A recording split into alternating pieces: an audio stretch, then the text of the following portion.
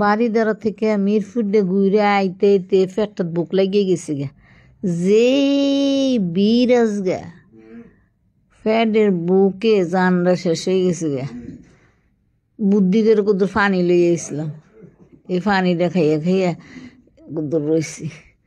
দোহানে দোহানে ঘুরতে ঘুরতে ঘুরতে হয়েছে। কুদুরা নাতিরা কুদুর মাংস খাইতেছে, দেখছি তখন তার কাছে খুঁজছে কুদুর দেও নাতে তে কিপটা আছে তে। আমার ফুতে আমার এতদিন কি দামি দামি খাওয়া খাওয়াইছে।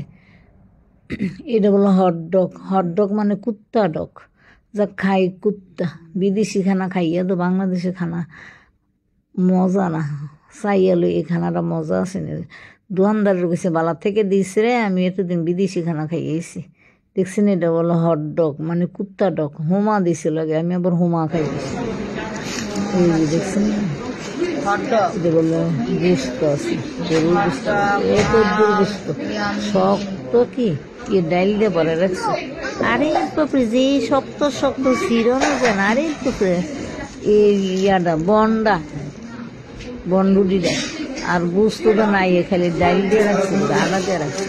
সকলে আমার লগে থাকেন, আমরা কি খাবার হাতে আমার চাইছি কত টান খাই। আমার বাংলাদেশি খাবার খাই গেলে ভাল লাগেনি, বিদেশি খাবার আবার যাই গিয়ে আমি মালয়েশিয়া দিচ্ছেন আরে আবার